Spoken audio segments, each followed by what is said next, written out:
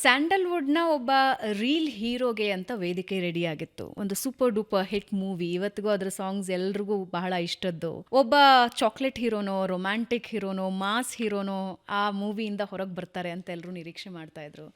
ನೀವೆಲ್ಲಿ social hero ಹಾದಿ ಹಿಡಿದ್ಬಿಟ್ರಿ? ಭಾವನವರೇ, ನಾನು ಅಮೆರಿಕದಲ್ಲಿ ಹುಟ್ಟು ಬೆಳೆದ್ರೂ ಕೂಡ ನಾನು ಕರ್ನಾಟಕಕ್ಕೆ ಬಂದಿದ್ದು ಉದ್ದೇಶನೇ ಸೇವೆ ಮಾಡೋಕ್ಕೆ. ಸೊ ರಂಗಭೂಮಿ ಮುಖಾಂತರ ಸೇವೆ ಮಾಡ್ತಾ ಇರುವಾಗ ಬೈ ಚಾನ್ಸಿಂದ ನನಗೆ ಸಿನಿಮಾ ಅವಕಾಶ ಸಿಕ್ತು.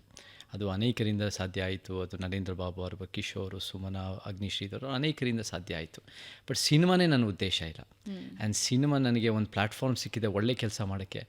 ಆ ಒಳ್ಳೆ ಕೆಲಸ ಮುಂದುವರಿಸಬೇಕು ಅನ್ನೋ ನನ್ನ ಉದ್ದೇಶ. ಸಿನಿಮಾದಲ್ಲಿ ನಾನು ವೈಯಕ್ತಿಕವಾಗಿ ನಾನು ಬೆಳಿಬೋದು, ನನ್ನ ಬ್ಯಾಂಕ್ ಬ್ಯಾಲೆನ್ಸ್ ಬೆಳಿಬೋದು, ಆದರೆ ಸಮಾಜದಲ್ಲಿ ಹೋರಾಟ ಮಾಡಿದ ಜನರ ಜೀವನನ ಉತ್ತಮಗೊಳಿಸ್ಬೋದು ಅನ್ನೋ ನಮ್ಮ ಉದ್ದೇಶ. ನಾನೊಂದು ಸಿನಿಮಾ ಇಂಡಸ್ಟ್ರಿ ನೋಡೋದು ಹೇಗೆ ಅಂದರೆ ಅದು ಒಂದು ವ್ಯಾಪಾರದ ರಂಗ ಅಂತ. ಕಲೆ ಜೊತೆ ಒಂದು ವ್ಯಾಪಾರದ ರಂಗ. ನನಗೆ ಕಲೆ ಮೇಲೆ ಭಾಳ ಆಸಕ್ತಿ. ಬಟ್ ಕಲೆಯಿಂದ ನಾನು ಮನೋರಂಜನೆ ಅನ್ನೋದಕ್ಕಿಂತ, ಕಲೆ ಅನ್ನೋದು ವ್ಯಾಪಾರ ಅನ್ನೋಕ್ಕಿಂತ ಕಲೆಯಿಂದ ಪರಿವರ್ತನೆ ನಾವು ನೋಡೋದು.